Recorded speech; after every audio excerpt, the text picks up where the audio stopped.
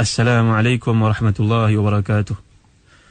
Innal hamdalillah nahmaduhu wa nasta'inuhu wa nastaghfiruh wa na'udzu billahi min shururina wa min sayyiati a'malina man yahdihillahu fala mudilla lahu wa man yudlil fala hadiya lahu. Wa asyhadu an la ilaha illallah wahdahu la syarika lahu wa asyhadu anna Muhammadan 'abduhu wa rasuluh. Ya ayyuhalladzina amanu taqullaha haqqa tuqatih wa la tamutunna illa wa antum muslimun.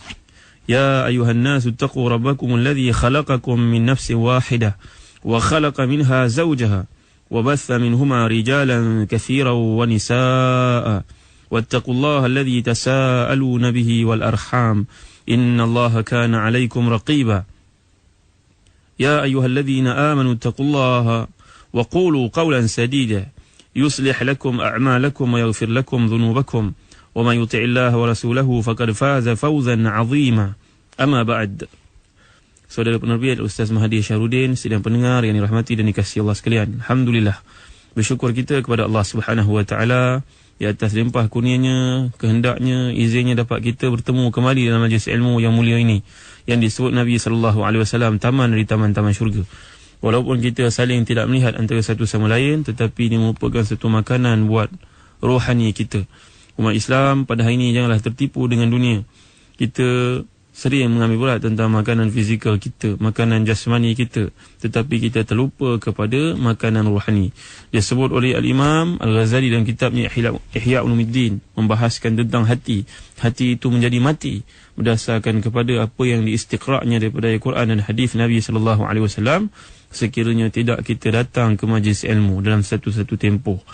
Kita sering kali mencari kebahagiaan. Rupanya kebahagiaan yang paling baik itu kebahagiaan yang bersumberkan daripada apa yang Allah Subhanahu wa taala, yang Nabi sallallahu alaihi wasallam ajar kepada kita, iaitu dengan datang kita ke dalam majlis ilmu. Dalam sebuah hadis yang jelas sahih, Nabi sallallahu alaihi wasallam mengatakan, majtama'a qaumun fi baitin min buyutillah yatluna ayatillah wa yatadarasuna fima bainahum illa nazalat alaihimur rahmah wa ghashiyatuhumus sakinah wa dzakarahumullahu fiman indah, atau kama qala Rasulullah sallallahu alaihi wasallam. Maksudnya, tidaklah berhimpun sesuatu golongan dalam majlis ilmu membicarakan tentang ayat-ayat Allah, melainkan akan turun ke atas mereka rahmat daripada Allah, diseliputi mereka itu dengan kebahagiaan, dan disebut-sebut nama-nama mereka di sisi hamba-hambanya yang mulia di langit, itu para malaikat. Sidang pendengar yang dirahmati dan dikasihi Allah sekalian, kita sudah pun membincangkan tentang bagaimana azab Allah turun kepada umat Nabi Nuh lantaran keingkaran mereka.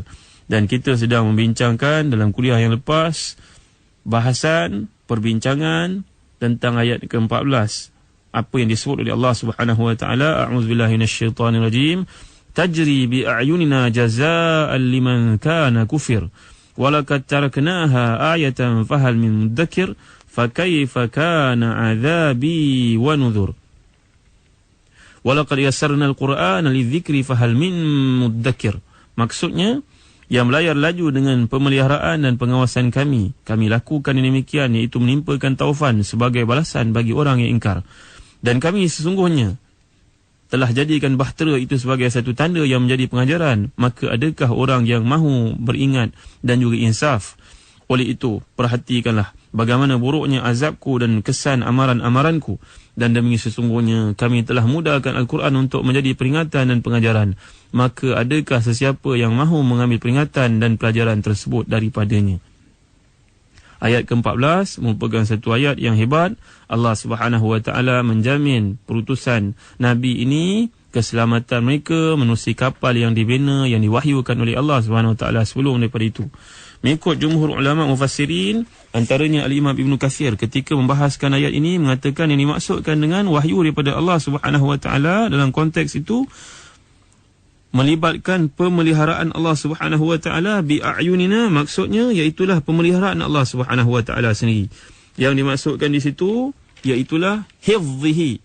Allah Subhanahu wa taala menjaga, Allah Subhanahu wa taala melihara daripada sebarang keburukan berlaku kepada kapal tersebut.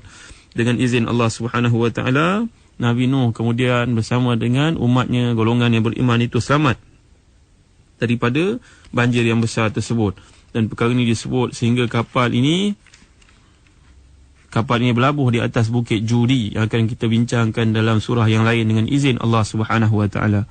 Sidang pendengar yang dirahmati dan dikasihi Allah sekalian, bila kita melihat apa yang dikemukakan dalam hadis himpunan Al-Imam An-Nawawi dalam kitab Riyadhus Salihin, kita lihat satu perkara yang berkaitan dengan perbincangan kita dalam ayat yang sedang dibincangkan ini, ayat ke-14. Bahawa Nabi SAW melaporkan, qala Rasulullah SAW telah bersabda, innallaha ta'ala qala man 'ada li waliyan faqad adhantuhu bil harbi wa ma taqarraba ilayhi 'abdi wa ma taqarraba ilayya 'abdi bi shay'in ahabba ilayya mimma aftaradtu alayhi wa ma yazalu 'abdi yataqarrabu ilayya bin nawafil hatta uhibbahu fa idza ahbabtuhu kuntu sam'ahu alladhi yasma'u bihi wa basarahu alladhi yubsiru bihi ويده التي يبطش بها ورجله التي يمشي بها وإن سألني أعطيته ولئن استعاذني لأعيذنه. رواه البخاري. Kita lihat dalam hadis yang dihimpunkan oleh Imam An-Nawawi dalam kitab Riyadhus Salihin dalam bab ke-47 bahawa Nabi SAW telah bersabda yang bermaksud, sungguhnya Allah SWT telah berfirman dalam hadis Qudsi, barang siapa yang memusuhi kekasihku, maka aku akan beritahu kepadanya bahawa akan kuperangi dia, iaitu kumusuhi. Tidaklah seorang hamba mendekatiku dengan satu yang amat kucintai, lebih daripada apabila dia melakukan satu kewajipan yang telah kuwajibkan ke atasnya. Tidaklah seseorang hambaku mendekati aku dengan melakukan perkara-perkara sunat sehingga akhirnya aku mencintainya. Apabila aku mencintainya, maka akulah telinga yang dengannya ia pakai untuk mendengar, akulah matanya yang dengannya ia melihat, akulah tangannya yang dengannya dia mengambil, dan akulah pula kakinya yang mana dengan dia ia bergerak. Dengan kaki tersebut ia bergerak. Jikalau ia minta satu kepadaku, pasti ku berikan, dan jikalau dia mohon perlindungan kepadaku, pasti ku lindungi. Para pendengar dalam hati dan dikasihi Allah sekalian, hadis ini memperjelaskan ayat ke-14 yang sedang kita bahaskan, yang sedang kita bincangkan. Ayat yang merupakan ayat mutasyabihat.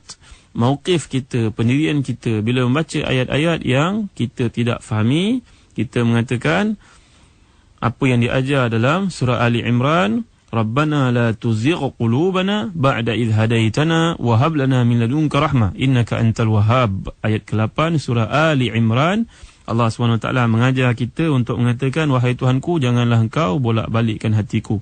Janganlah engkau menjadikan dia berubah daripada landasannya selepas engkau beri hidayah kepadanya. Artinya ayat-ayat yang bersifat mutasyabihat, kita mengatakan sami'na wa ata'na. Berkata Dr. Nurdin Attar dalam buku beliau, Nurdin Attar, bahawa ayat-ayat mutasyabihat berlaku dalam Al-Quran. Dalam hadis pun ada hadis-hadis mutasyabihat. Dan perkara ini juga disebut oleh Dr. Yusuf Al-Qardawi dalam buku beliau, Kaifa nata'amalu ma'as sunnah. Melihat kepada hadis ini, kita dapat pengajaran yang paling penting. Iaitulah Allah Subhanahu Wa Taala bila sayang kepada seseorang hambanya, kata Dr. Mustafa Bura dalam kitab Syarah Riyadhus Salihin, namanya Nuzhatul Muttaqin. Dikatakan bahawa anna Allah yantaqim mimman yu'adi lahu waliyan wa anna mahabbatallah tahsul bi ada'il fara'id wa tatadha'afu bi ada'in nawafil. Maksudnya Allah Subhanahu Wa Taala sayang kepada hamba-hamba yang melakukan ibadah fardu tidak ditinggalkan, dan bertambah lagi kasih sayang Allah kepada hamba tersebut bila dia melakukan ibadah-ibadah sunat. Kita masuk dalam bulan-bulan pilihan, banyaklah ibadah sunat. Apa ibadah sunat? Contohnya sembahyang sunat, sembahyang sunat duha ada, qabliyah, ba'diyah, satu fardu ada, sembahyang tahajud ada, sembahyang witir ada. Kemudian di samping tu membaca Al-Quran merupakan satu ibadah sunat. Kita bersedekah merupakan satu ibadah sunat. Banyak perkara-perkara sunat yang boleh kita lakukan untuk mendekatkan diri kepada Allah Subhanahu Wa Taala.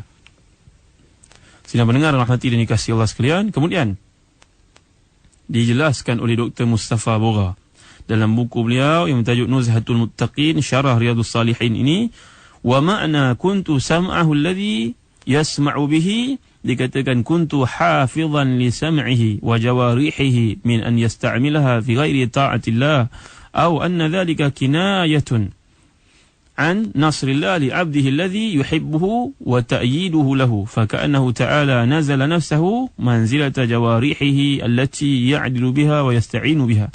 wala yajuz an yurad ma qalahu ashabul hulul wal ittihad qabbahahumullah min anna Allah ittahada ma'a man yuhibbuhu wa amtazaja bihi aw dakhala fi a'dha'ihi ta'ala Allah an dhalika 'uluwan kabira. Maksudnya, kata Dr. Mustafa Pura bersama dengan yang mensyarahkan hadis Riyadhus Salihin ini, maksud Allah SWT menjadi telinga yang dengannya dia mendengar, mata yang dengannya dia melihat, tangan yang dengannya dia menjamah, kaki yang dengannya dia bergerak. Bukan maksudnya seperti yang disebut oleh ashabul hulul, orang-orang yang sesat, mengatakan bahawa Allah bersatu dengan makhluknya, dengan manusia. Haram perkara ni. Ta'ala Allahu an dhalika 'uluwan kabira. Maha suci Allah melakukan perkara yang sedemikian. Maksud yang sebenarnya, kata Dr. Mustafa Pura, iaitulah Allah Subhanahu wa taala mengawal pendengarannya, maka pendengaran tersebut akan sentiasa terurus. Pendengarannya sentiasa mendengar perkara-perkara baik. Bila orang mengatakan perkara-perkara yang buruk, mengumpat sebagainya, mungkin dia tidak dengar. Allah SWT jadikan interest dia bergerak pergi ke tempat lain. Penumpuan dia pergi ke tempat lain. Fokus dia tidak laku pada perkara-perkara yang melalaikan. Pandangannya, walaupun orang melihat saban hari, saban waktu maksiat yang berleluasa, tetapi Allah pelihara mata dia. Dia tidak tergamak untuk melihat perkara-perkara maksiat.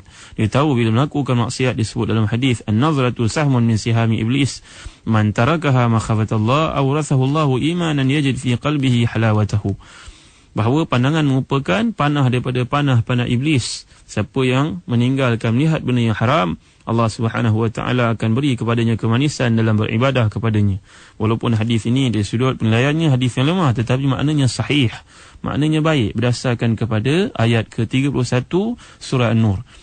A'udzubillahi minasyaitonir rajim. Qul lil mu'minin yaghuddu min absarihim wa yahfazu furujahum. Katakan kepada orang beriman, wahai Muhammad, kepada umatmu, tundukkanlah pandangan daripada melihat perkara yang haram dan jagalah kemaluan kamu. Kenapa disebut oleh Al-Imam Asyuti dalam kitabnya Durrul Mansur, indahnya ayat Allah, satu implikasi daripada satu yang lain. Artinya mafhum mukhalafah kepada ayat ini, bila kita melihat benda-benda yang haram, merangsang untuk melakukan perkara yang berkaitan dengan seksual. Bila Allah Subhanahu wa taala mengingatkan kita jaga pandangan, kita akan dapat kawal nafsu seksual kita. Bila kita tidak mengawalnya, kita terdedah untuk melakukan macam-macam perkara yang diharamkan olehnya. Iyadzan billah, na'udzubillahi min dzalik. Para pendengar yang dirahmati dan dikasihi Allah sekalian, jelas kepada kita hadis yang disusun dalam bab ke-40 47 ini, bab alamat hubbillahi ta'ala lil 'abdi wal hathi ala takhalluq bihi was-sa'i fi tahsilihi. Bab pada menceritakan tanda-tanda kasih sayang Allah kepada hambanya dan galakan untuk berakhlak dengan perkara-perkara tersebut dan berusaha untuk menghasilkannya dalam diri. Hadis yang disusun, hadis yang kedua dari senarai tersebut cukup indah untuk menjadi renungan kita bersama-sama menghuraikan ayat Allah. Maksudnya di sini ayat Allah Subhanahu wa taala menjelaskan tentang rapatnya hubungan Allah dengan hambanya Nabi Nuh, natijah daripada ketaatan kepadanya yang tidak berbelah bahagi. Allah jaga Nabi Nuh dan Allah juga akan jaga wali-walinya yang lain. Kita semua merupakan wali Allah, sama ada wali besar atau wali kecil. Kadang-kadang satu kesilapan juga bila orang mendekati ilmu tasawuf untuk mencapai martabat yang tinggi dengan tujuan niat daripada awal nak dikurniakan karamah-karamah. Ini salah sebenarnya. Sebenarnya setiap kita ni dipelihara oleh Allah Subhanahu wa taala. Apa buktinya? Kita lihat kata Al-Imam Ibn Qayyim Al-Jauziyah dalam buku beliau bertajuk Zadil Ma'ad Bihadi Khairil Ibad. Diceritakan kita tidur pada waktu malam, ada tak lipas masuk dalam telinga? Ada tak binatang bisa gigit kita? Maha suci Allah Subhanahu wa taala, hebat Allah SWT, sayang kepada kita padahal kita tidur. Kadang-kadang ada orang tidur, bom meletup pun dia tak bangun, bom jatuh pun dia tak sedar, sedar-sedar dah jadi almarhum. Nak ceritakan kepada kita semua bahawa tidur itu satu nikmat yang kita tidak diganggu oleh sesiapa pun. Ini merupakan rahmat Allah kepada kita, para pendengar yang dirahmati dan dikasihi Allah sekalian. Disebut oleh Dr. Abdullah Al-Qarni dalam buku beliau La Tahzan. Membaca hasbunallahu wa ni'mal wakil, kita bila kita mengetahui hebatnya peliharaan Allah kepada kita semua. Artinya bila kita membincangkan ayat ke-14 ini, dia merupakan satu ayat yang sedah pun menyebabkan kebanyakan golongan salah berpecah belah mentafsirkannya. Di antara yang mentakwil, yang menyesatkan, kemudian mentaktilkan untuk mengatakan ayat ini tidak ada fungsi pun ada juga. Sebenarnya kita mengikuti manhaj ulama ahli sunnah wal jamaah untuk kita mengatakan semua ini yaliqu bima yaliqu Allahu azza wa jalla. Kita membawakan perkara ni sebut sebagaimana yang Allah sebut, kita tak mau cerita lebih lanjut. Mata Allah ni macam mata kita ke, macam mata makhluk ke. Perkara ini merupakan perkara di luar kemampuan kita untuk mentafsirkannya. Wallahu alam. InsyaAllah dalam pertemuan akan datang kita akan bincangkan lebih lanjut formula untuk menjadikan kita ahli Al-Quran.